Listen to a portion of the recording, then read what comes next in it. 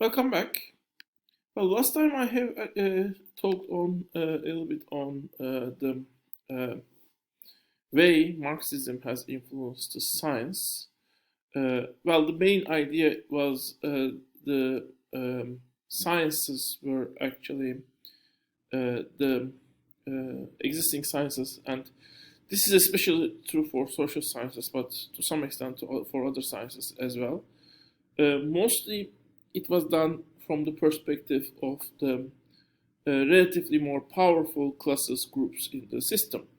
And as the interests, viewpoints, perspectives of this more powerful classes groups of people differ from the greater society, sciences could be biased, and that's why well, Marxism as an ideology uh, actually also claims in social sciences different schools should be founded where those sciences, at least different methodologies could be developed in those sciences without those biases that exist at the first place. Um, So I have just started to talk on the greater picture of Marxism, where philosophy and political movement takes place. Uh, well, in order to talk on this, actually, maybe I should start also with I should actually also talk a little bit on Karl Marx. Karl Marx was initially as a philosopher, basically, and we will talk more on philosophy in the next topic. However, in very basic sense, he thinks that social systems develop, uh, social systems, physical systems, biological systems, all have a certain pattern of development. And that pattern of development is actually, how you got from one being, one stage, one system to another system, basically. Usually, that another system tends to be more complex system, although, especially in the physical cases, it's not necessarily that way, but in uh, biological and social system, mostly you see that in the analysis, the successive systems become more complex, but that's not an essential part of his, at least the core philosophy. And that's where he has started. He has viewed the society. He looked to the whole world, universe, and then the society specifically, and he tried to see basically, uh, the basic process, basic dynamic through which the these systems progress, these systems develops, and these systems evolve. Basically, that's the core of his philosophy. And his philosophy is basically his look to them, or his the way uh, the way he looks, the way he processes the world. We might say, for the philosophy, actually, none of the philosophical views are wrong, but different philosophical views could be useful in understanding the world. In a way, they are like glasses, or they are like viewing apparatus, and when we look the world from different philosophical perspectives, we discover different realities of the world. And if we adopt a certain philosophical view, especially, that might very much shape the way we process the world. And that's why actually this philosophy is very important, because it has been a core. It has been at the core of how Marx actually how Marx actually creates Marxian schools in different sciences, and later different Marxian schools developed after Marx in different sciences, and the way Marxism as a political movement has developed. Well, at certain stage, Marx was always, as a philosopher, interested in the society, but at a certain stage, Marx has also been part of the political movements. It was a very turbulent time in Europe, especially there were many uprisings, and the society was developing from one stage to another, and not necessarily, even though at first this development was supposed to decrease the poverty, not necessarily it ended up actually doing so. And it was the first time as socialism as an ideology, which basically argues equality is an important value, started to develop. So Marxism has become a special ideology within socialism. Actually, Marxism also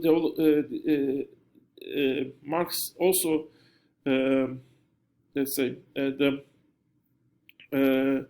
defines his political movement as communism, which is a specific type of socialism according to Marx. We will see that in detail, but just in brief sense, that in order to, well, each social system serves its limits. So in order to build a new, actually more equal society, I mean, the way capitalist system can be made more equal is limited. In order to create a more equal society, it is necessary to, more equal society than what capitalism allows. A new social system should be built. Capitalist system cannot evolve to a better system. Also, past systems are also, according to him, not progressive systems. So you need to have a new system, and as well as also that building of this system should be done at systemic level. It should not be like you build a small version of an ideal society and hope everyone will adopt it. And basically, Marxism as science is, as I said, Marx argued this political, both this political movement and philosophy, political movement, and also basically, to some extent, philosophical movement, you might say, was at the base. But in order to have a better political movement, also different sciences that guide this political movement should also be unbiased. And sciences, in order to be more unbiased, they should be also connected with they should also understand the wills, the needs, the perspectives, the viewpoints of the groups of people in the society which don't have that much of power. So these three areas, science, philosophy, and political movement, are the three faces of Marxism. Marxism is all three of them. And in science, also Marxism is in all of a bunch of different sciences. And basically, I mean, Marxism in different sciences, philosophy, and political movement interact with each other. Still, however, we can also define Marxist school in a special science, in a relatively more isolated manner. I mean, you define it as you can define Marxian economics, but you should also mention the connections. Of course, I mean, you should not assume that it is isolated, basically, because all of these schools have connections with other aspects of Marxism, but also they function to some extent also as separate beings. One thing for socialism and communism, it's already defined basically as them as an ideology, although they have double meanings. Besides being an ideology, they are also systems, social systems, I mean, which will be built in future according to Marx. And we will talk, socialism is basically a system where means of production, I mean the economic system, is governed, regulated by the whole society. And communism is a system basically where, I mean, it's a form of socialism, you might say. Everyone can work as much as they want. You don't need to work more than you want. And everyone can consume as much as they, again, want and need actually.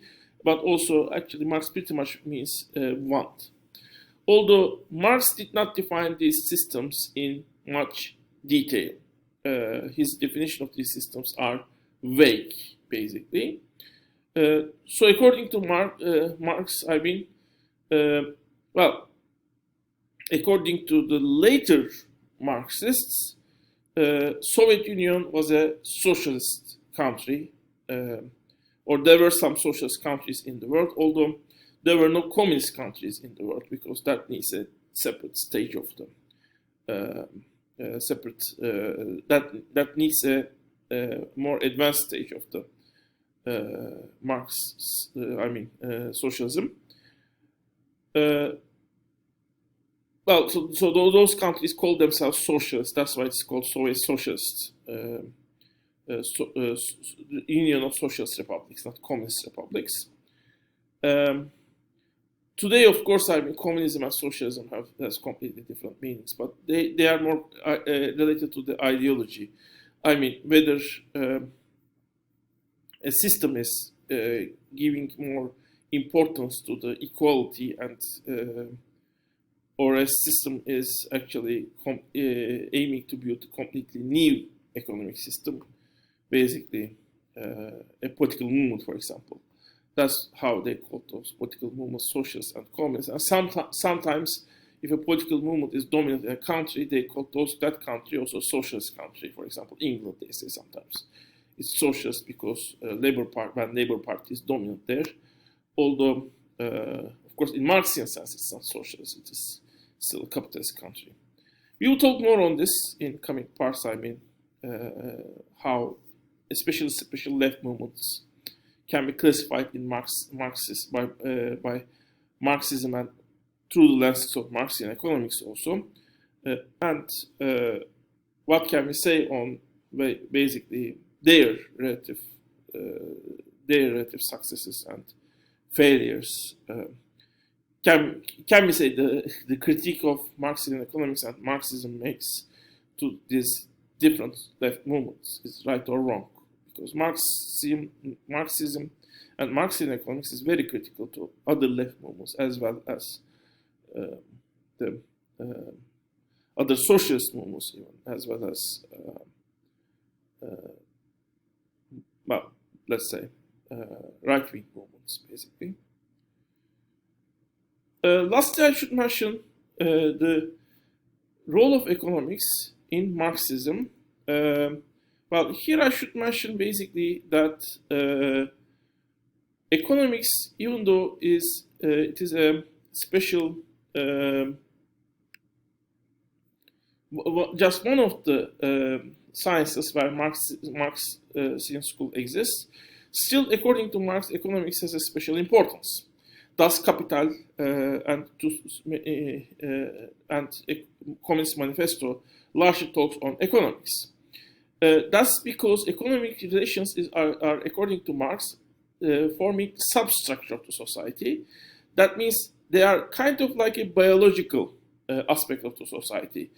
They let the society, they actually supply the society's material needs. And all other aspects of the society raise upon this structure because in a way, if we don't function biologically, other aspects of us cannot function. If material needs of the society cannot be met, basically, other aspects of the society cannot function, cannot exist.